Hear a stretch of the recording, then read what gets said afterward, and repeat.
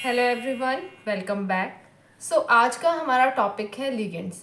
Last lecture में हमने complex ion के बारे में पढ़ा था कि कॉम्प्लेक्स आयन होता क्या है और उसके टाइप्स कौन कौन से हैं।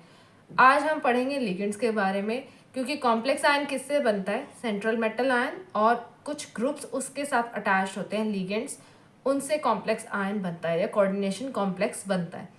सेंट्रल मेटल आयन हमें पता है वो 3D सीरीज, 4D सीरीज या 5D सीरीज का एलिमेंट हो सकता है जिसके पास वेकेंट डी ऑर्बिटल्स अवेलेबल हों।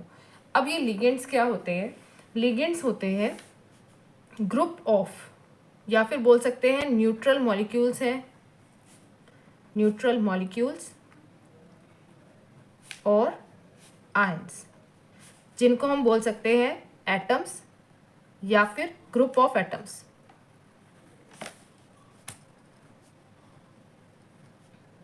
Which are directly attached to central metal ion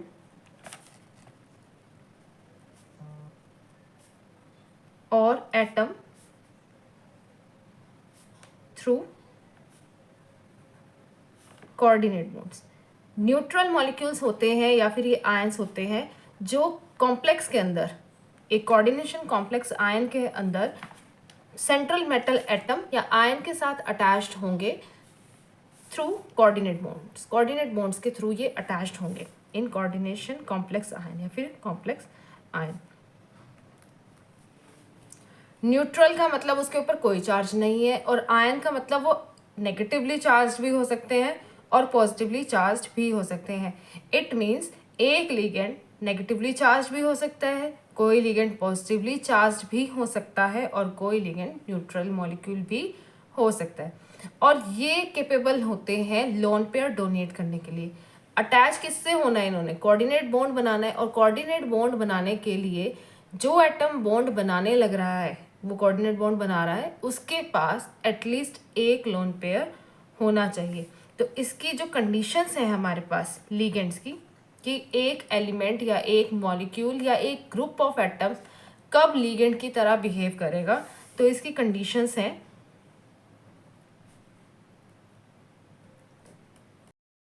सबसे पहली कंडीशन है कि लिगेंड्स के पास एटलीस्ट एक लोन पेयर इलेक्ट्रॉन्स का होना चाहिए। अगर किसी ग्रुप के पास या किसी लिगेंड के पास लोन पेयर ही नहीं है, उस एटम के पास या आयन के पास लोन पेयर ही नहीं है, तो वो लिगेंड की तरह बिहेव नहीं कर सकता। तो पहली कंडीशन लिखेंगे हम, ligands should have at least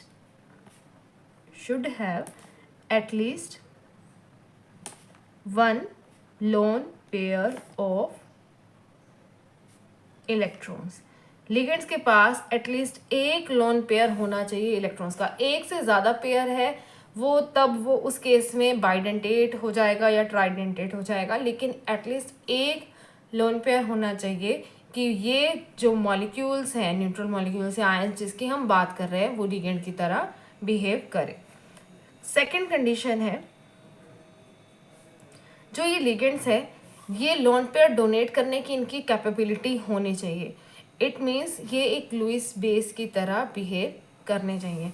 तो सेकंड कंडीशन में लिखेंगे, ligands should have capability to donate their lone pair of electrons.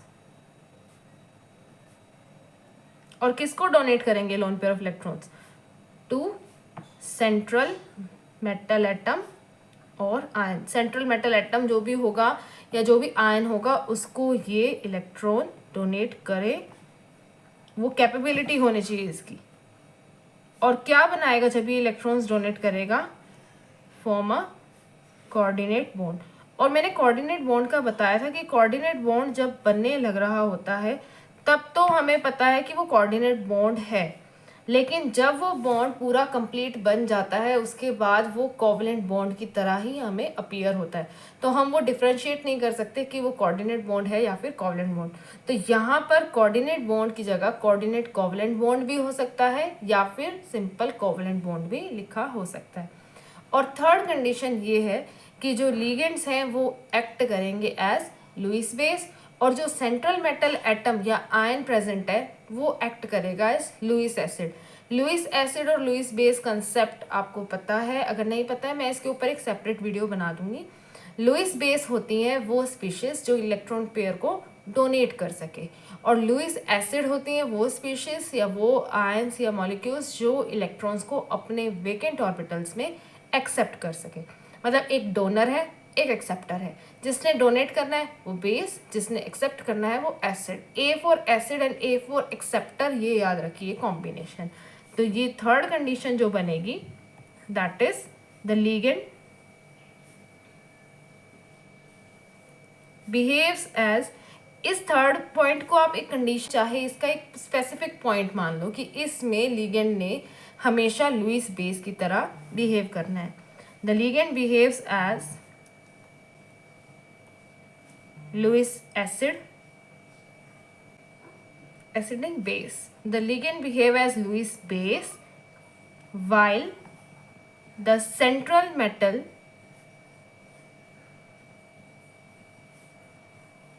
atom or ion behaves as Lewis acid।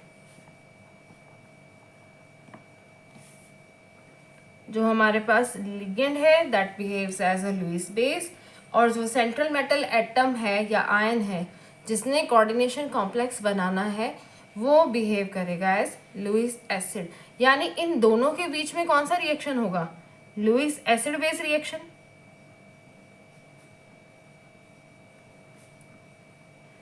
जैसे हमारे पास मेटल है, इसके ऊपर कोई भी चार्ज है N पॉजिटिव, अब ये कोई लिगेंड आया, इसके पास एक लोन पेयर है, तो ये क्या करेगा? इसको इलेक्ट्रॉन डोनेट करेगा।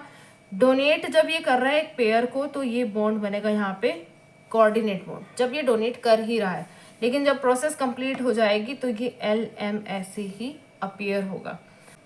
यहाँ पे ये बेस की तरह बिहेव कर रहा है, दिस इज लुईस बेस, और ये लुईस एसिड की तरह। तो ये है कंडीशंस लिगेंड की तरह बिहेव करने की किसी भी जो न्यूट्रल मॉलिक्यूल है या आयन है उसकी। अब एक और स्पेसिफिक कंडीशन है, एक एलिमेंट या एक आयन तब तक लिगेंड की तरह बिहेव नहीं करेगा जब तक उसका खुद का ऑक्टेट पूरा नहीं होगा। तो ये कंडीशन बहुत इंपॉर्टेंट है। No element can form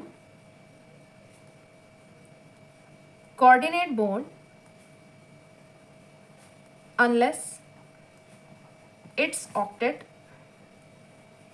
is completed. या फिर इसको दूसरे शब्दों में लिख सकते हो, दूसरी लैंग्वेज में, कि नो एलिमेंट और ion can behave as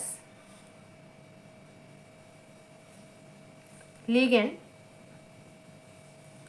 unless its octet is completed.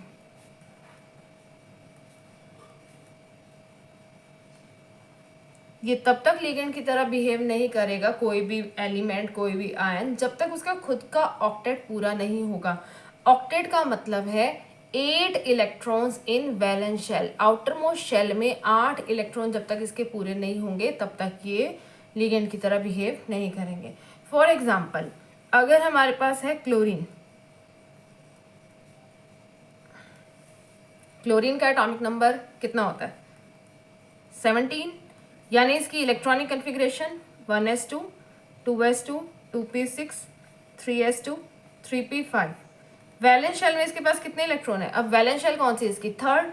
Electron कितने? 7, यानी इसका लुईस सिंबल क्या बनेगा? ऐसे, ये 7 इलेक्ट्रॉन्स आ गए।